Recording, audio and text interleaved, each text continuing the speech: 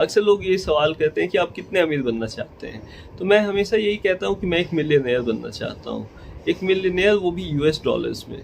तो तब जाके लाइफ जीने का कुछ मज़ा आएगा ना दोस्तों, कि आपके पास पैसों की कोई कमी ना हो। पैसों की कमी ना हो का मतलब ये नहीं है कि मतलब बहुत ज़्यादा पैसा हो, क्योंकि सिर्फ पैसा होना ही काफ़ी नहीं होता। बहुत लोग बहुत अमीर होते हैं लेकिन खुश नहीं होते लाइफ में। तो अगर किसी के पास ज़्यादा पैसा है, इसका मतलब वो हमेशा खुश रहता होगा, ऐसा नहीं होता। पैसे से खुशी नहीं खरीदी जा सकती, ये भी बहुत लोग कहते हैं। और बहुत लोग ये भी कहते हैं कि पैसों से खुशी को खरीदा जा सकता है, लेकिन हर चीज़ नहीं खरीदा जा सकता पैसों से। जैसे कि आप हेल्थ को नहीं खरीद सकते पैसों से।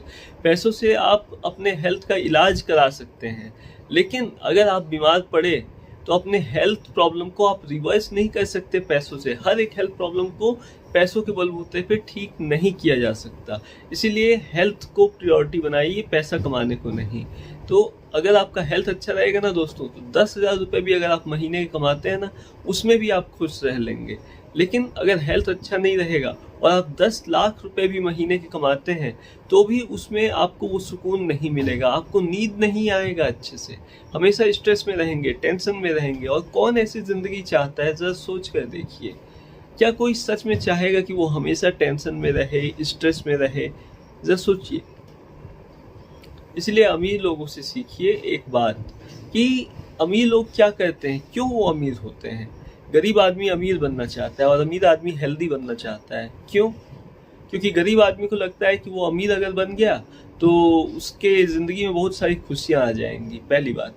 अब दूसरी बात ये, अमीर आदमी हेल्दी बनना चाहता है। हर कोई कुछ ना कुछ बनना चाहता है। तो अमीर आदमी होता क्या है कि इंसान जितना अमीर होते चल जाता है, वो उतनी ज़्यादा मशीनें खरीदता चला जाता है और मशीनों पे डिपेंडेंट होते जाता है। हर चीज़ के लिए मशीन खरीदते जाता है।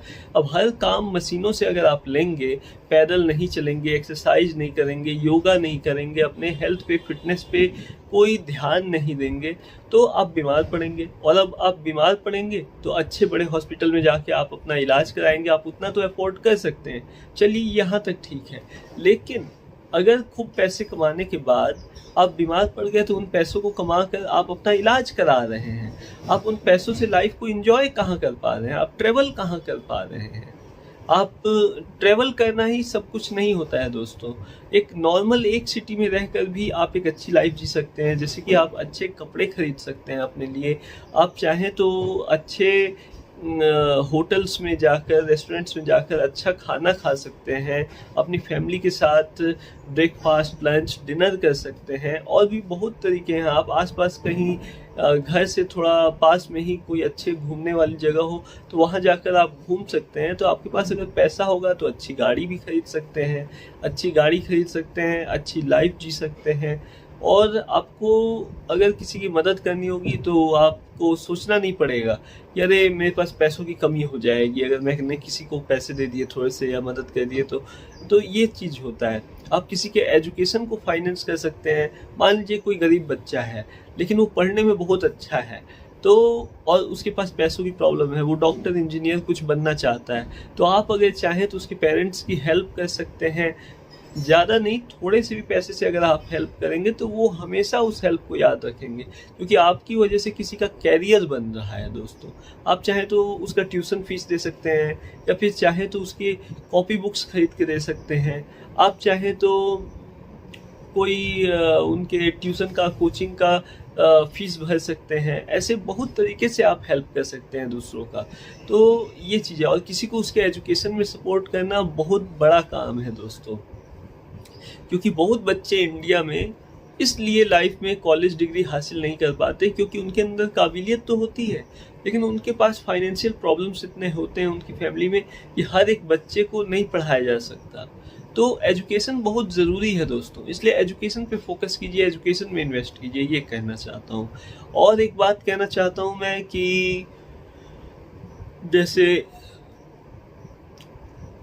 डॉलर का रेट मैंने आपको बताया 83.52 इंडियन रुपीस चल रहा है। देख रहे हैं, मुझे नींद आ रहा है। क्यों नींद आ रहा है? क्योंकि रात में देर से सोना और सुबह जल्दी उठना, बहुत मेहनत करना पड़ता है काम में दोस्तों, तब जाके सक्सेस मिलती है लाइफ में। तो यही कहना चाह रहा हूँ कि अपने लाइफ को अच्छा बनाइए, और डॉलर्स में पैसे लोग अमेरिका में कमाते हैं, इंडिया में तो रुपीस में ही कमाते हैं। तो ये कोशिश करिए कि आप अपने लाइफ में कभी भी पैसे कमाएं तो भी ग्राउंड से जुड़े रहें, डाउन टू अर्थ रहें। कभी आपके अंदर घमंड ना आए कि आपके पास बहुत पैसा आ गया या आप बहुत अमीर बन गए हैं तो अब दूसरों को आप कुछ नहीं समझ रहे हैं, ऐसा मत कीजिएगा। और एक बात और कहना चाहूँगा, वो बात असल में याद नहीं आ रही है, तो ज़रा सोचता हूँ फिर बताता हूँ।